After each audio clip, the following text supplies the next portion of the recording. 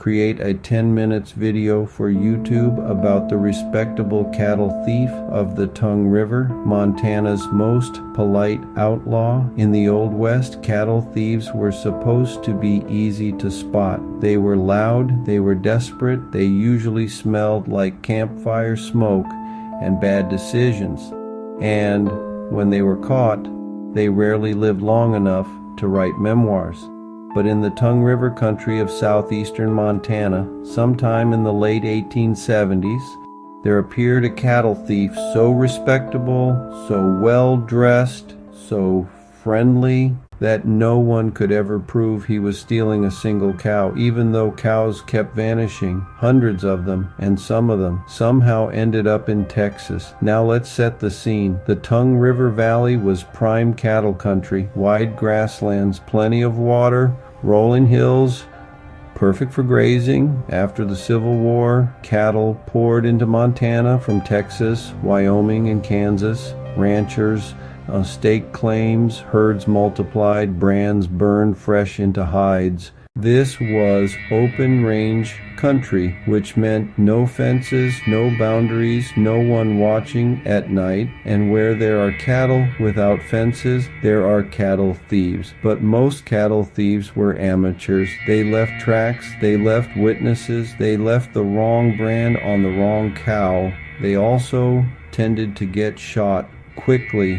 Then came the gentleman. No one remembered his real name, and that was part of the problem. In records, he appeared as Mr. H. Colonel H., or simply that very nice fellow from upriver. He dressed well, always clean, always polite, always paid his tabs. He attended church. He donated to school funds. He hosted dinner parties where he served excellent beef, which in hindsight should probably have raised some questions. He settled along the Tongue River and established what appeared to be a perfectly ordinary ranch. Modest herd, good horses, reliable hands, nothing suspicious except for one thing: cattle kept disappearing from neighboring ranches. At first, everyone blamed rustlers from Wyoming, then they blamed wandering herds, then they blamed storms, then wolves, then Indians, then each other. But the pattern became impossible to ignore. Cattle vanished in groups, always cleanly. No broken fences, no drag marks, no blood, just gone. Now here's where twisted history gets interesting. Every few months, a large shipment of cattle would suddenly appear headed south. Bills of sale perfectly in order, brands freshly altered, paperwork immaculate, destination Texas, and every shipment was signed by our respectable friend. Ranchers began comparing notes.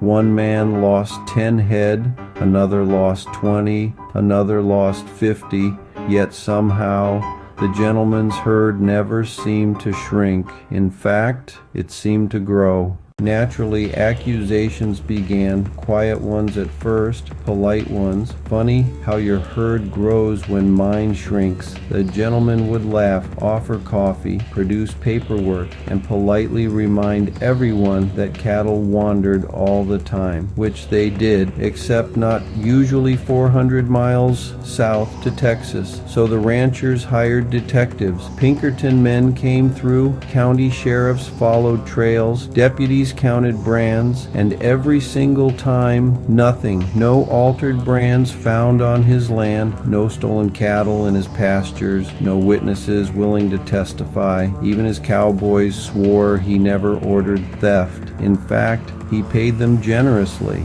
and on time, which already made him suspicious. Now let's talk about the Texas connection, because this is where the story becomes legendary. Every time a shipment reached Texas, the cattle were legally sold. No one down south questioned the brands. No one reported stolen animals. The money returned north, clean, untainted, respectable, like the man himself. So how was he doing it? That's the mystery that still haunts Tongue River history. Some believed he had an entire underground network of riders moving cattle by night, small groups, different directions, no trails worn, brands altered days later. Others believed he bribed brand inspectors, which would have required bribing nearly everyone. A few claimed he had memorized every brand in the territory and could reburn them flawlessly, which, if true, makes him less a criminal and more a very unethical artist. One theory says he used drift theft. Instead of stealing cattle outright, he waited for storms. When herds naturally scattered, he quietly gathered strays, lots of them, then slowly rebranded them months later when no one remembered exactly what had wandered where. Technically, he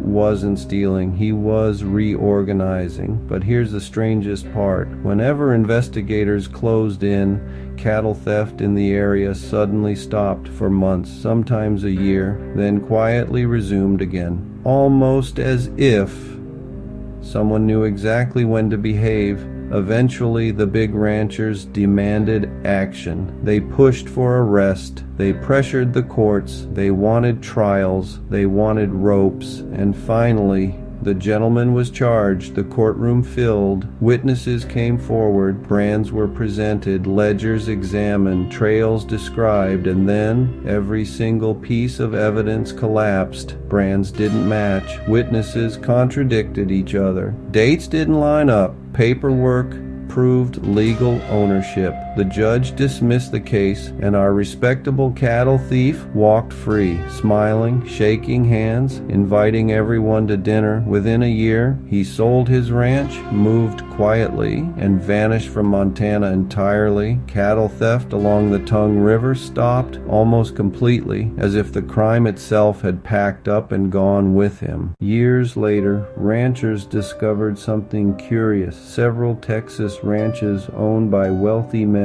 traced their earliest herds back to unusually large shipments from Montana, shipped by a polite gentleman with excellent manners. To this day, no one knows exactly how he did it. No confession, no arrest, no grave marked. Here lies a very polite criminal, just rumors, paper trails, and missing cows. And that, friends, is the twisted genius of frontier crime in a land where outlaws died young. The smartest thief wore clean boots, attended church, and never raised his voice. Because in the Old West, the deadliest criminals were sometimes the most respectable. If you enjoyed this twisted tale from Montana's strangest frontier mystery, go ahead and give this video a thumbs up. It tells the algorithm that polite criminals deserve recognition too. And subscribe to the channel so you don't miss next week's twisted history. Where the past misbehaves, the legends get strange, and the truth is always better than fiction. Thanks for watching, and I'll see you somewhere further down the trail.